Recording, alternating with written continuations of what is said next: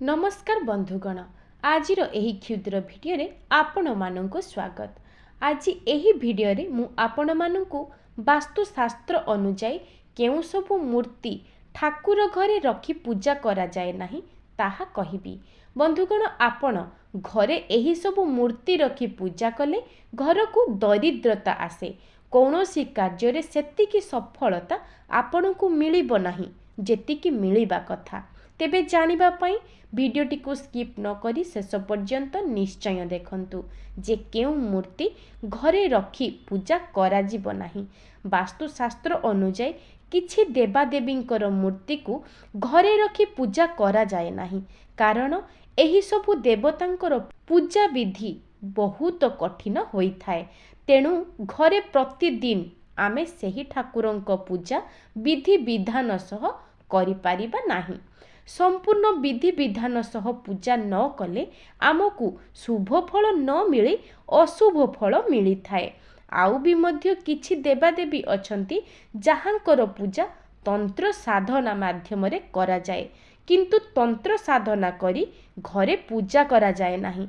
बंधुगण, जदि आपण माने भिडियोटी को ए पर्यंत लाइक करि नाहंती, भिडियोटी को गोटे लाइक कर दियंतु एवं चैनल रे नुआ थिले चैनल टी को सब्सक्राइब करी कमेंट बॉक्स रे जय मां लक्ष्मी निश्चय लिखि दियंतु।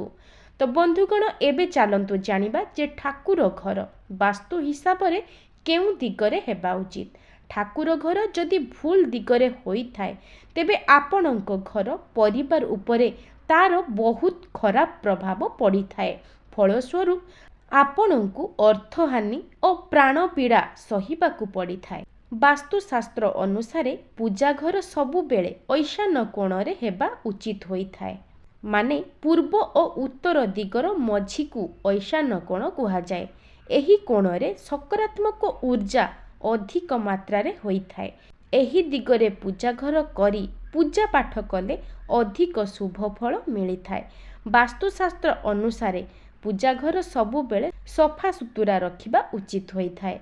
पूजा घरे भंगा जिनिस, चमड़ारे तैयारी जिनिस किछि भी रखिबा उचित नुहे।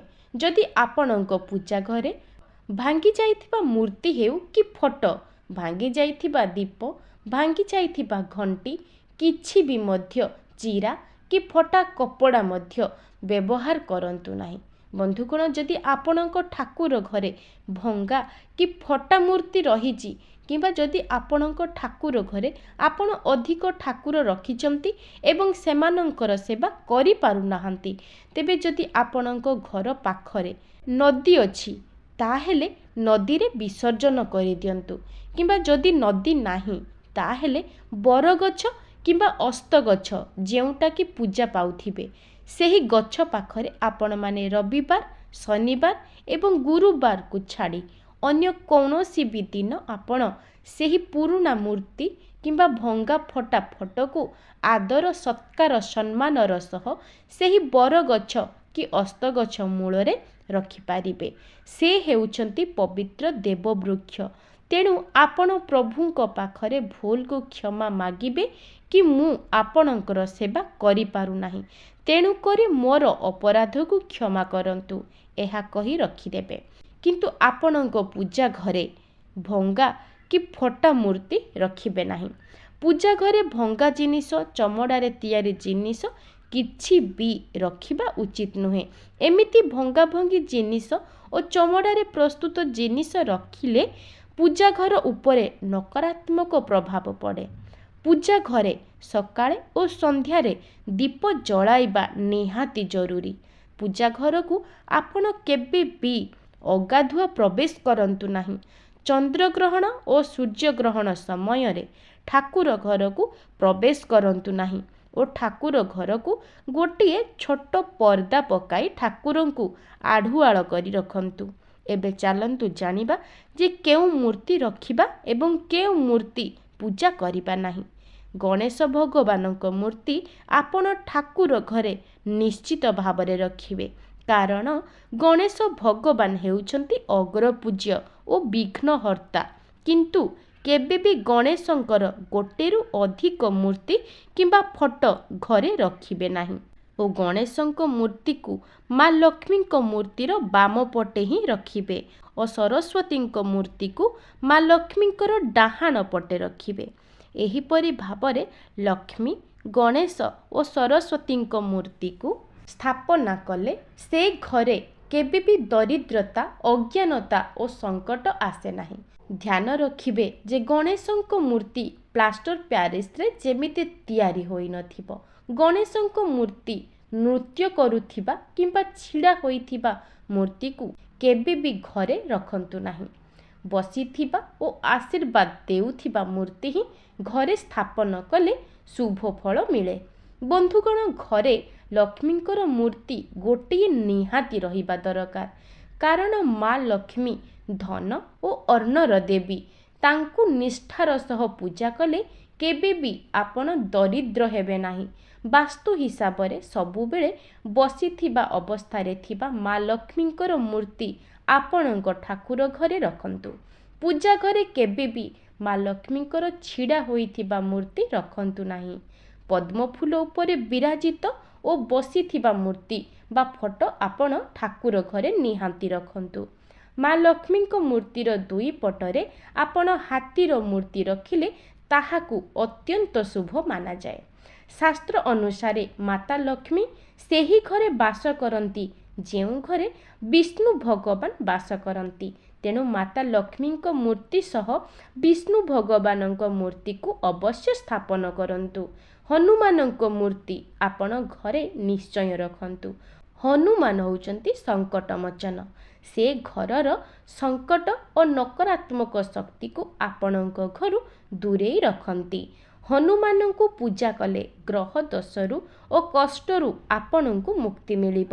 ହନୁମାନଙ୍କ ସହ ରାମ, ସୀତା ଓ ଲକ୍ଷ୍ମଣଙ୍କ ଫଟୋ ମଧ୍ୟ ଆପଣ ଘରେ ରଖିପାରିବେ। ଏହା ସହିତ ପୂଜା ଘରେ ଶିବଲିଙ୍ଗ ନିଶ୍ଚୟ ରଖନ୍ତୁ। ଅଧିକ ବଡ଼ ଆକାରର ଶିବଲିଙ୍ଗ ରଖନ୍ତୁ ନାହିଁ। ଆଉ ଧ୍ୟାନ ରଖନ୍ତୁ, ଯଦି ଆପଣ ଶିବଲିଙ୍ଗ ରଖୁଛନ୍ତି, ହନୁମାନଙ୍କୁ ପୂଜା କଲେ ଗ୍ରହ ଦୋଷରୁ ଓ କଷ୍ଟରୁ ଆପଣଙ୍କୁ ମୁକ୍ତି ମିଳିବ। ହନୁମାନଙ୍କ ସହ ରାମ, ସୀତା ଓ ଲକ୍ଷ୍ମଣଙ୍କ ଫଟୋ ମଧ୍ୟ ଆପଣ ଘରେ ରଖିପାରିବେ। ଏହା ସହିତ ପୂଜା ଘରେ ଶିବଲିଙ୍ଗ ନିଶ୍ଚୟ ରଖନ୍ତୁ। ଅଧିକ ବଡ଼ ଆକାରର ଶିବଲିଙ୍ଗ ରଖନ୍ତୁ ନାହିଁ। ଆଉ ଧ୍ୟାନ ରଖନ୍ତୁ, ଯଦି ଆପଣ ଶିବଲିଙ୍ଗକୁ ରଖୁଛନ୍ତି ତେବେ ପ୍ରତ୍ୟେକ ଦିନ ଶିବଲିଙ୍ଗରେ ଜଳ ଚଢ଼ାଇବେ। ତାହେଲେ ଯାଇ ଶିବଲିଙ୍ଗ ଘରେ ରଖନ୍ତୁ, ନହେଲେ ରଖନ୍ତୁ ନାହିଁ। ଶିବଲିଙ୍ଗକୁ ପ୍ରତ୍ୟେକ ଦିନ କ୍ଷୀର କିମ୍ବା ଜଳ ଦ୍ୱାରା ଅଭିଷେକ କରାଯିବା ଦରକାର। ଆଉ ଯଦି ଆପଣ ଶିବଲିଙ୍ଗ ନ ରଖିବେ ତେବେ ଶିବ ଭଗବାନ, ମା ପାର୍ବତୀ ଏବଂ ଗଣେଶଙ୍କର ଏକା ସହ ଥିବା ଫଟୋ ଗୋଟିଏ ନିହାତି ରଖନ୍ତୁ। ବାସ୍ତୁଶାସ୍ତ୍ର ଅନୁସାରେ ଶ୍ରୀକୃଷ୍ଣ ଏବଂ ରାଧାଙ୍କ ଫଟୋ ଏକା ସହ ରଖିଲେ ସ୍ୱାମୀ ସ୍ତ୍ରୀଙ୍କର ସମ୍ପର୍କ ମଜବୁତ ହୁଏ। ଘରେ କଳହ ମଧ୍ୟ ସୃଷ୍ଟି ହୁଏ ନାହିଁ।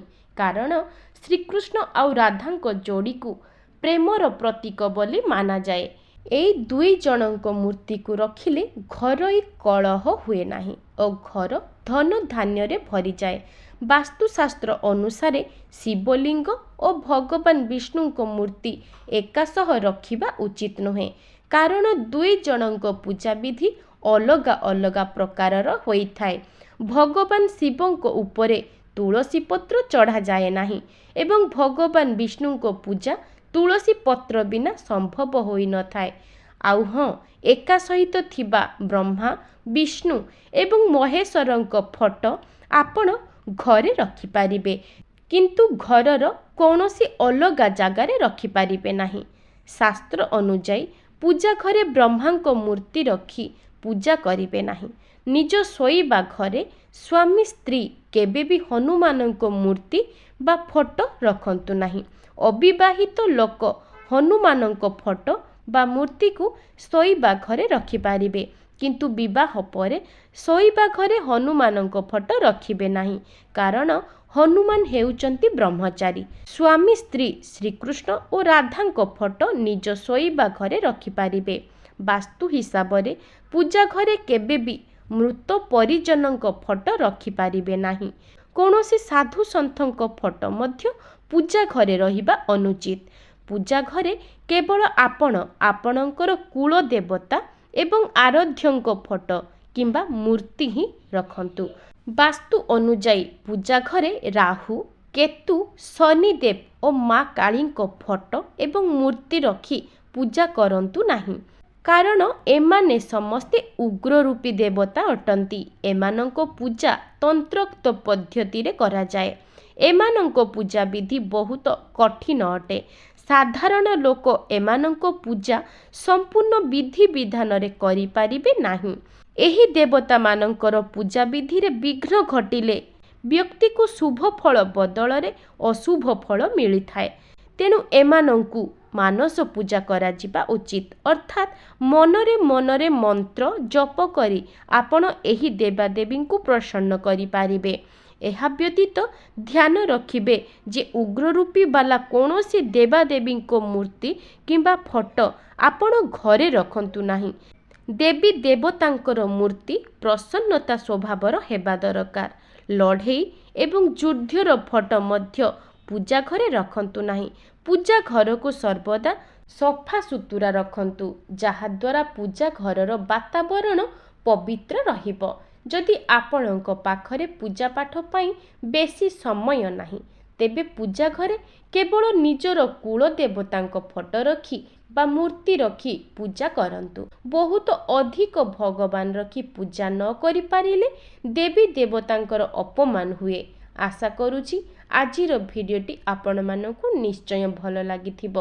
ଭିଡ଼ିଓଟି ଭଲ ଲାଗିଥିଲେ ଭିଡ଼ିଓକୁ ଲାଇକ୍ କରି କମେଣ୍ଟ ବକ୍ସରେ ଜୟ ମା ଲକ୍ଷ୍ମୀ ନିଶ୍ଚୟ ଲେଖିବେ। ଆଜି ପାଇଁ ରହୁଛି, ନମସ୍କାର।